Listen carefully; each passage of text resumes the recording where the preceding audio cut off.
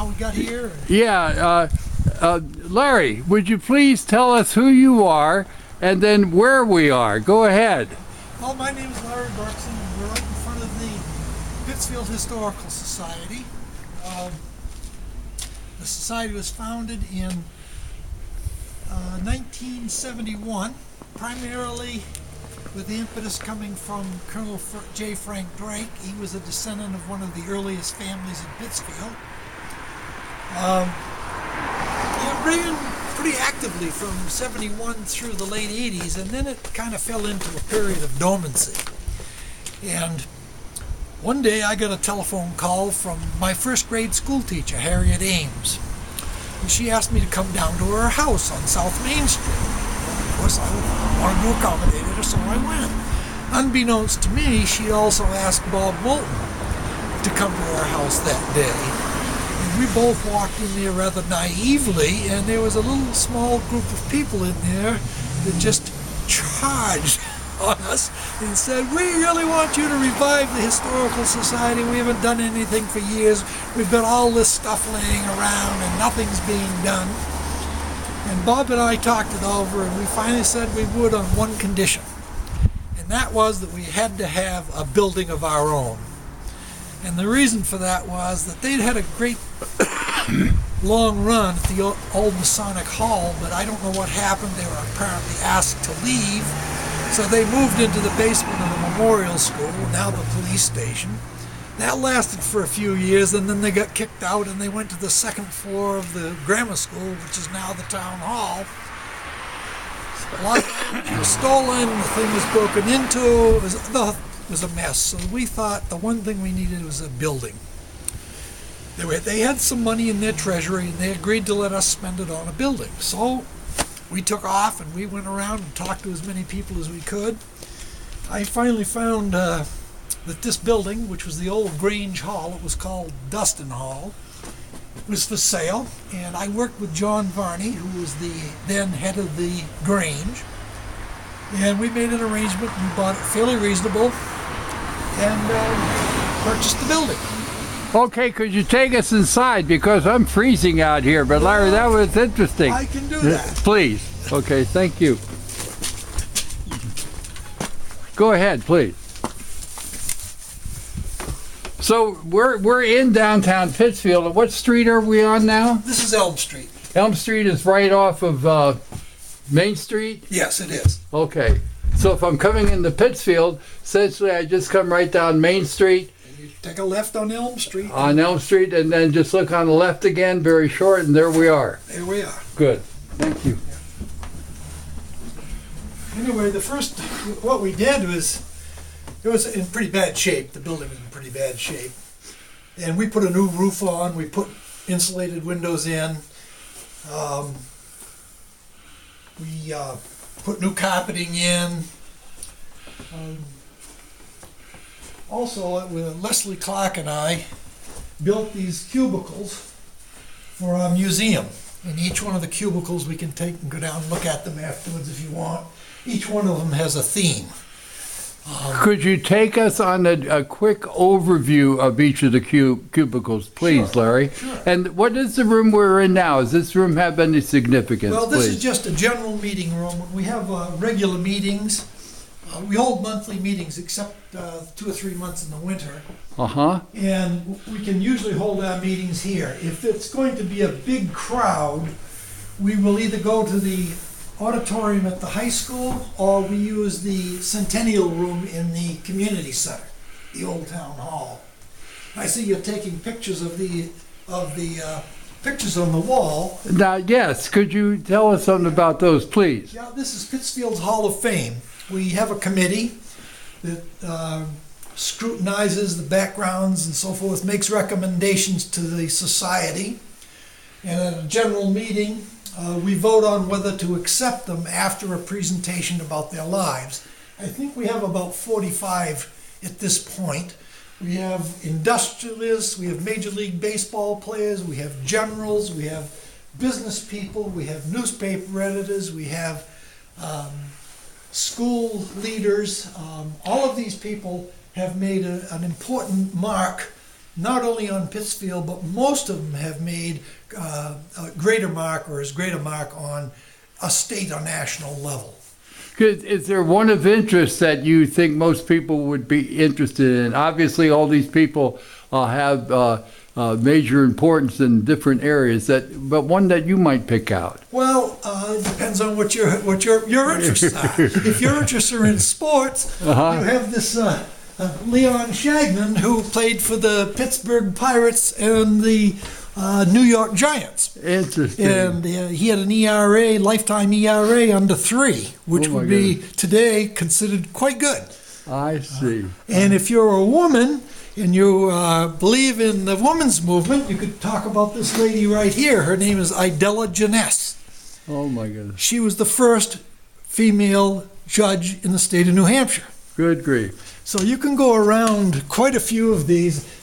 Being a former educator myself, I'm partial to this man. His name was John Sweat, brought up in Pittsfield, moved to California. Eventually, to make a long story short, became the first state educator, statewide leader of education in California, and he was the first person in the United States that proposed a state tax for education. Good grief. Right here from New Hampshire. What a revolutionary thought. And we're still finding it out today, I guess. I'm just wandering around, but here's another fellow here. This is the pull yourself up by the bootstraps kind of guy. His name's Warren Chase. He was a bastard. He had, his father had a dozen children, but his wife was not the mother of this man, if you catch me. Okay. And so he grew up in abject poverty. And again, to shorten the story, he got somewhat of an education, went out west and became extremely prominent in Wisconsin. He was on the first and second. He was in the first and second constitutional conventions there. He was in the first state senate there. He helped found Ripon College. He was the head of one of the most extensive, successful communes in the United States. He was way ahead of his times. He believed that women should be able to own property and things like this. That everyone should vote. Well, Larry, I'm glad you picked those out. Thanks for doing that. Now, could you be kind enough to give us an overview of the other interesting-looking rooms here? Okay. Well, if we go over to this first cubicle, this is kind of in the way at this point. But this cubicle is devoted to Harry Thing. As you know, he was a very famous general.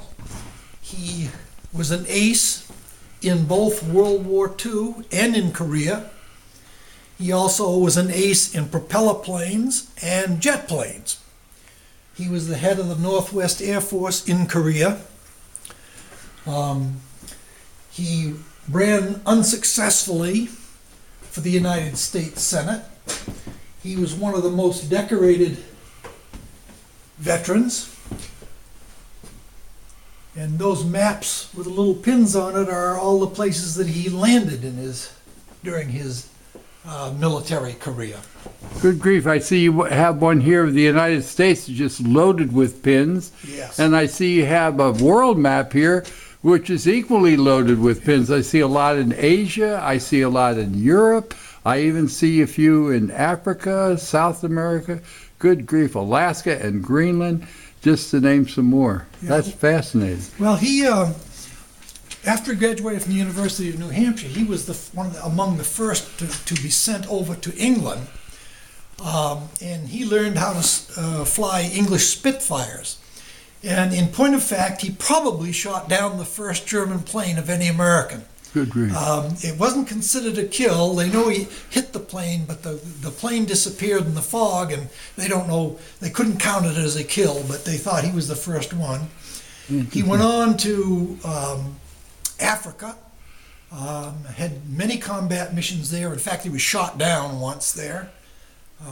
Maybe even twice, I can't remember off the top of my head, but then came home to train pilots after a lengthy duty, and then was shipped out to the Pacific, where again he encountered air fights, and he witnessed the bomb at Nagasaki. It was either Nagasaki or Hiroshima. He witnessed the bomb going off himself. Oh my goodness! So he had quite a distinguished career. So we have a lot of his memorabilia, his flying jacket down there and his boots. Oh yes, I And see. of course, he was well known. There's pictures of him here with Nixon, Eisenhower, all the political luminaries of the day. Okay. All right. Now, how about what's right behind us here? Well, this is dedicated to the Suncook Valley Railroad. Oh my goodness! There used to be a Suncook Valley Railroad Historical Society, as indicated by the sign here. Oh my goodness! But that organization petered out, and they turned over everything to the Historical Society. So we have memorabilia from the railroad. How? When was the last year that the railroad was here in Pittsfield? The last it was 1952. And if I went on that train, where could I go to from here? You could go to Concord and then make connections to anywhere. Incredible. And how often did the train leave? Well, More or less. it went quite often to begin with. And, because they had passengers, they had mail, it had freight. But as the years went by, it dwindled. The ridership went way down. I see. They weren't the trucks came into play, and the trucks were taking most of the commercial items and so I forth. see. So eventually it was down to the mail and a couple passengers, and when they lost the U.S. mail contract, that was the death knell. I see. I understand. So, in other words, in those days when the train was here, I could go from here to Boston without a car carriage or just on the train. Well, you could go. We might have to change train. You'd have to I change understand. trains in Concord. Yes. I see. Yeah. This is a bench that you'd ride in. Oh, See, and of course, oh, how interesting. yeah, and you go like this to Concord, but when you came back, they just sort of came down, and you went back like this. They only turned the engines around. They didn't turn the passenger cars around. I see. Oh, that's fascinating. These are there's some pictures, of course, of the old trains. That we had really three. This old number one was the old steamer that I remember. It was a coal steam. So you grew up here in Pittsfield? Oh yes. This train went right behind my house, Oh my goodness. and it used to regularly cause fires in the hot, dry summer. Oh. And in fact, I remember one year.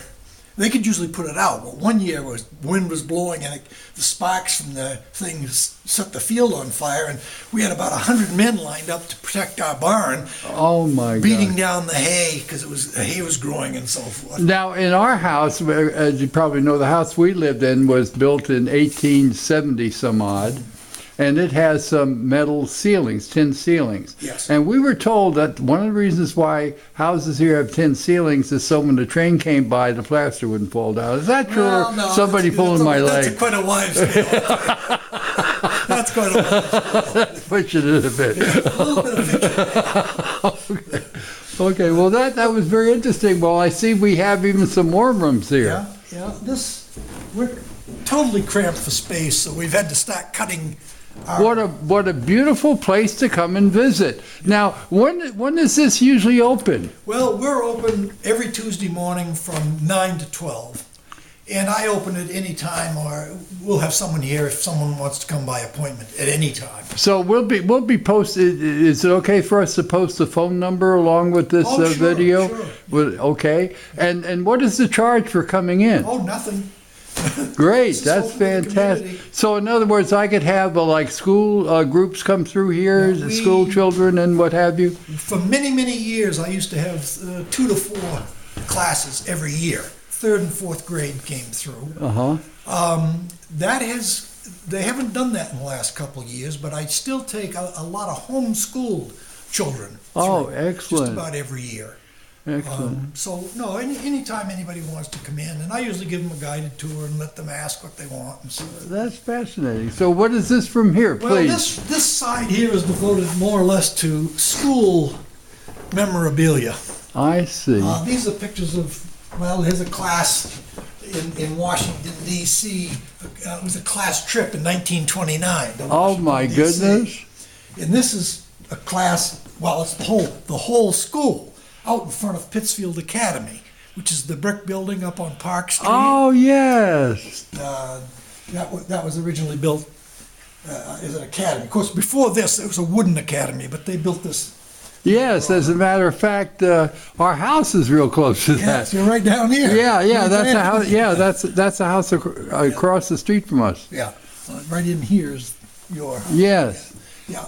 Well, I'll be darned. We got got some other stuff in here, but most of this is in our files in the back room because it's paper products. It's I ephemera see. and that sort of. I see. Then we've had to have a section for sports, so we've kind of got